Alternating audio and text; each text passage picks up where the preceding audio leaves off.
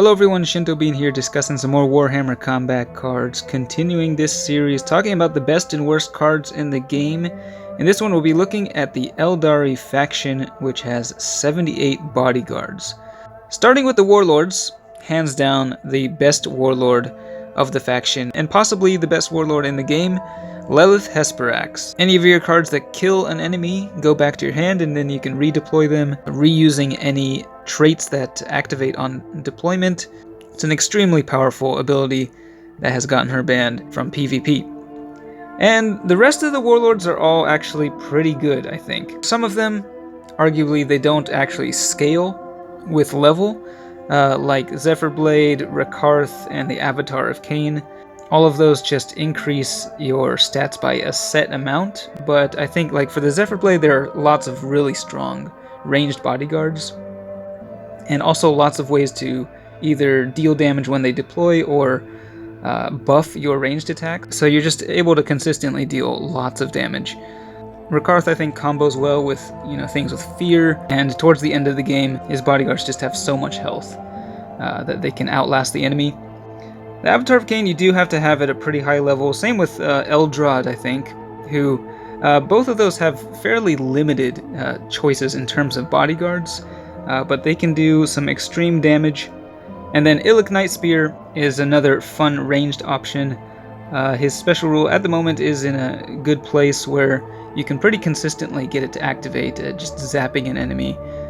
If you just deal, I think, 65% of their base health. It's really fun to use against Greyfax. The thing you have to watch out for, though, is a deck with lots of shields or fear is a pretty good counter to him. Now let's talk about the ranged bodyguards. Aeldari definitely have some of the highest damage per point cost bodyguards in the game. Starting with the Crimson Hunter Exarch, this thing had to get nerfed, but it's still extremely powerful. Especially in the hands of like Lelith, where it can just keep debuffing the enemy and dealing massive damage. Malgan Ra is also really amazing, especially once you unlock the Barrage at level 9. He has relatively low health, but just does huge damage output. The Void Raven Bomber is a newer aircraft, and this one is also quite deadly, just with a massive Barrage and Scout, so you can imagine, that would also work well with Lelith and any of the ranged warlords. The Nightwing is an even newer aircraft, Big Game Hunter, and then unlocking Precision Shot at level 9. Definitely a powerful option. In 5th place I've put a much cheaper bodyguard. It's still a little bit on the higher end at 28 points, but the Shroud Runner with Ranged Scout has really good stats, I think. It's basically just a better version of the Warwalker.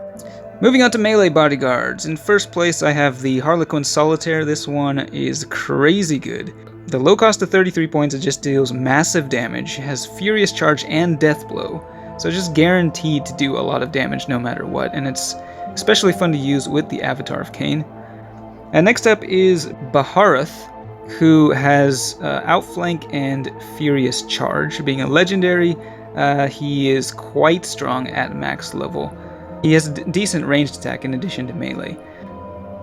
I don't have him at a high enough level, so I can't use him in ranked, but yeah, at the max level, definitely worth using. In 3rd place, I've so far avoided including Lords of War, because I'm kind of more focused on how well these cards fit into like 200 point decks. And the Wraith Knight at 97 points is quite expensive, but this is undoubtedly one of the strongest cards in the game at max level, with 194 melee, Furious Charge, and Fear, making it extremely hard to kill. And then, like, if you run this with Lelith, just being able to reuse that massive Furious Charge, it's very deadly.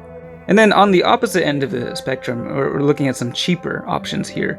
The 13-point Mandrake Shadeweaver. This is a very new card, one I don't own myself, but yeah, it has quite a bit of health. It's got Fear, and then Outflank for the secondary, a lot of damage as well, so it puts the other like cheap fear cards to shame.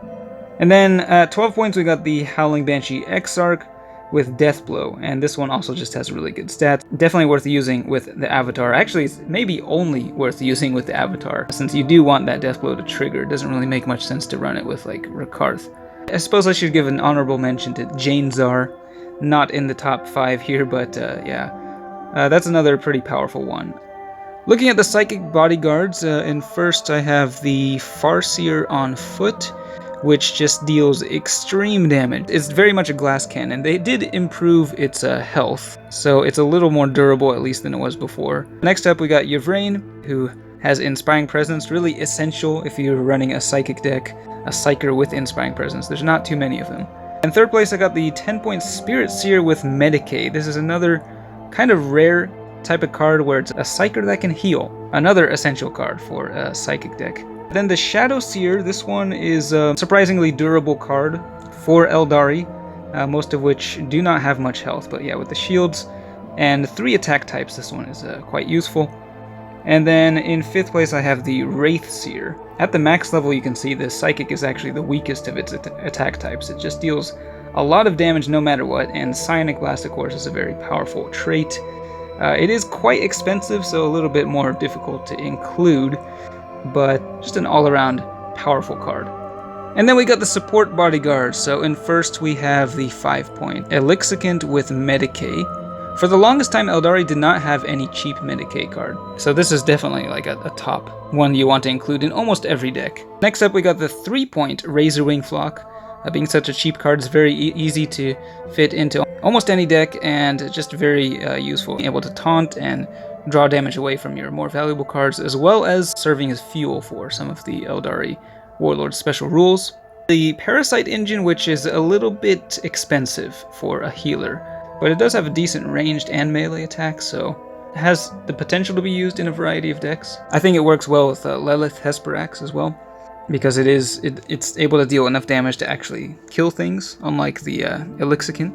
In 4th place we got Prince Iriel. This guy I don't really run personally, except in max level events where he is actually really good. Definitely the best bodyguard with Inspiring Presence if you're running a melee deck.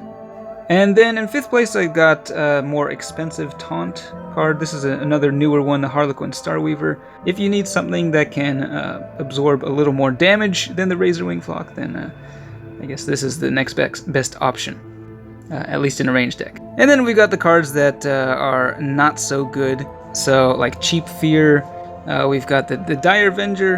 Actually, I don't really like a lot of the cheaper ranged units for Aeldari. But like, especially with the Zephyrblade, you do want to include some of them to make the best use of the special rule.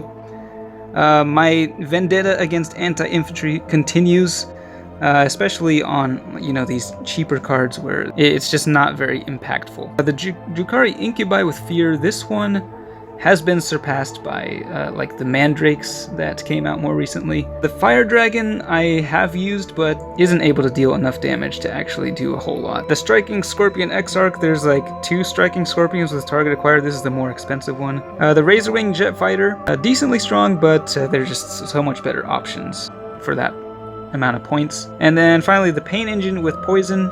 Even though Poison is quite strong, this thing just doesn't really have very good stats and is not worth 48 points. So that is the rundown for Aeldari. Let me know if you agree or disagree with my choices and what your favorite Aeldari bodyguards are. That's it for this one. Thanks for watching, and I will see you next time.